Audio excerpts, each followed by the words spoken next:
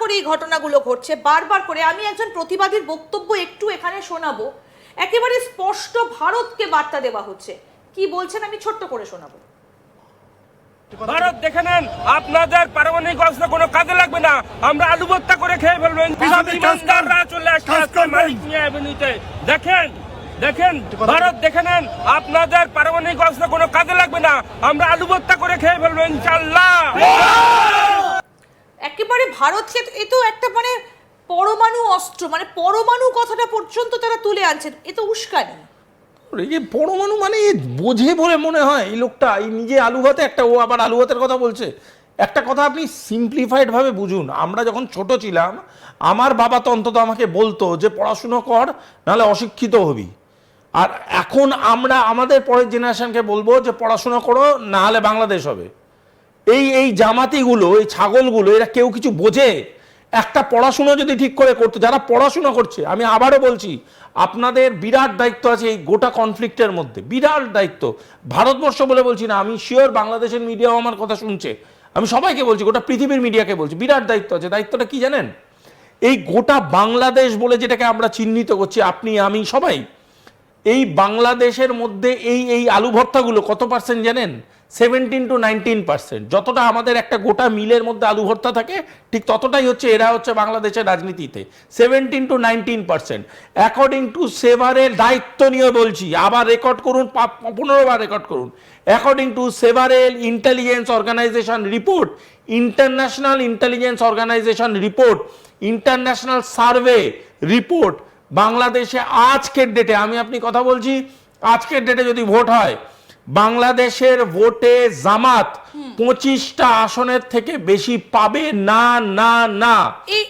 দাঁড়ান আমাকে শেষ করতে দিন। এনসিপি 2 থেকে 3টে আসন পাবে, এইটা ভালো মতো বুঝে গেছে জামাত শিবির, এবং বুঝে গেছে বলেই ওরা আজকে কি করছে, ওরা আজকে হাদিকে সামনে রেখে তার মৃত্যু পরবর্তী ন্যারেটিভ তৈরি করে ভারতবর্ষের উপরে আঙুল তুলে ভোটটাকে বানচাল করার জন্য প্রাণপাত করছে। এটা বাস্তব, এটা মানতে হবে, এবং এটার জন্যই গোটা নাটক। আমি এই জায়গাটাতে আসছিলাম যে জামাতের কাছে এতটা ক্ষমতা পেছনে ব্যাকআপটাকে দিচ্ছে, কারণ তারা একসঙ্গে বিএনপির এগেইনস্টে কথা বলছে, আওয়ামী লীগের এগেইনস্টে কথা বলছে, ভারতের এগেইনস্টে। আমি বুঝিয়ে দিচ্ছি।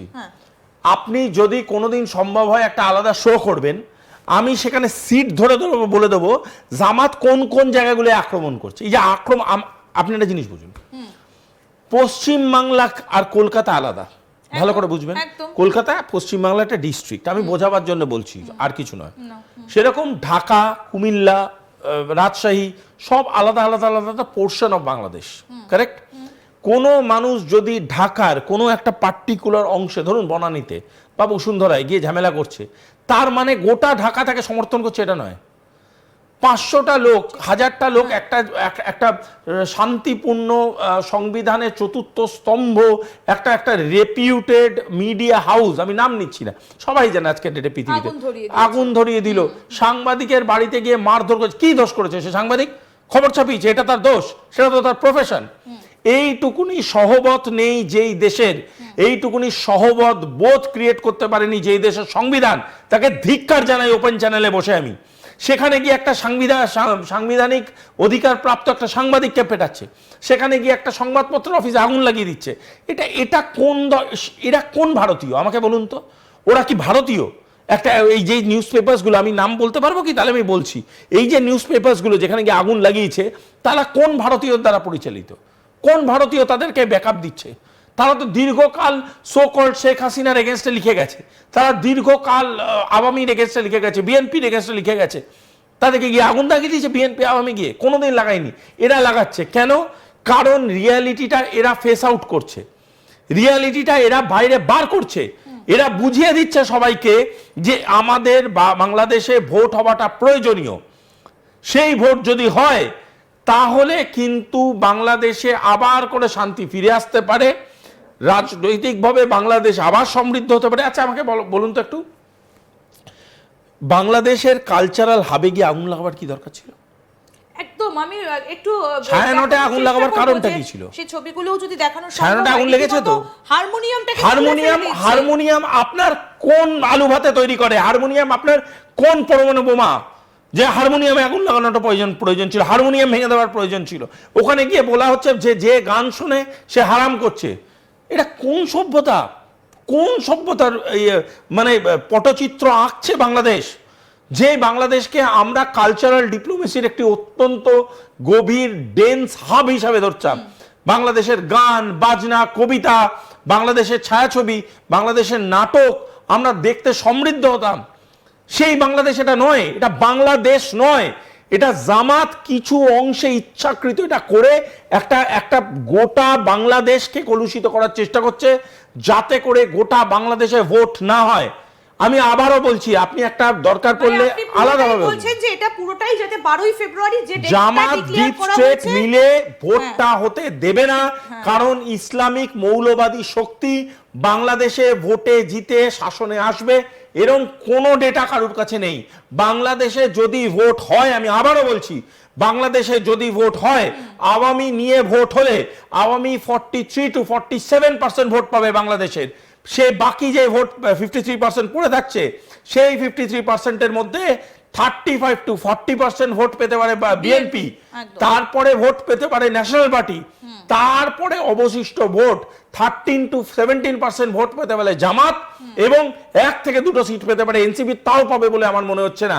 সুতরাং গোটা খেলাটা, যেটা 300 সিটের খেলা বলছি, এই গোটা খেলাটা রাজনৈতিক খেলা, এবং সেখানে বিএনপি এবং আওয়ামীকে যদি লিগালাইজ করে, আর যদি লিগালাইজ না করে বাকি আসনেও সুইপ করতে পারে বিএনপি।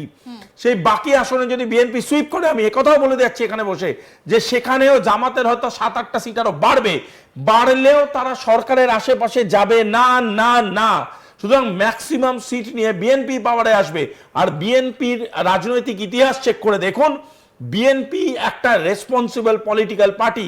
তারা জামাতকে সাথে নিয়ে সরকার করেছে একটা সময় ঠিকই, কিন্তু আজকের ডেটে তারা করবে না। জামাতের বিরুদ্ধে যাচ্ছে, কারণ জামাতের যা বক্তব্য, তারা বারবার করে ধর্মের কথা বলছে, যেটা এই মুহূর্তে বিএনপি এটা কোনোদিন অসাংবিধানিক। আমি একটু বক্তব্যটা শোনাবো, যেটা আপনি বলছিলেন যে বিদেশ যে উপদেষ্টা, পররাষ্ট্র যে উপদেষ্টা তৌহিদ হোসেন, তিনি কি বলছেন, স্পষ্ট একটা বক্তব্য এসেছে সরকারের তরফ থেকে, শুনবো একটু। হিন্দু নাগরিকের হত্যার প্রতিবাদ স্লোগান দিয়ে চলে গেছে তারা আরো অনেক কিছু বলেছে, সেটা আমরা জানি। এবং আমাদের পত্রপত্রিকায় যে রিপোর্টটা আসছে সেটাকে যে তারা বলছে মিসলিডিং, এটাও সত্য না। আমাদের পত্রপত্রিকায় মোটামুটি সঠিক রিপোর্টই এসছে, যেটুকু আমরা তথ্য পেয়েছি। আমার কাছে প্রমাণ নেই যে তাকে হত্যার হুমকি দিয়েছে, কিন্তু আমরা এটাও শুনেছি যে তাকে হত্যার হুমকি দেওয়া হয়েছে। সেটা কেউ একজন কথা বললো, সেটার মধ্যে হতে পারে, কিন্তু আমার কথা হলো যে এ পর্যন্ত আসতে পারবে কেন, এসে এখানে হুমকি দিতে পারবে কেন? সাধারণত আমরা যখন কোনো প্রোটেস্ট গ্রুপ যখন যায়, সেটা আগে থেকে ইনফর্ম করা হয় এবং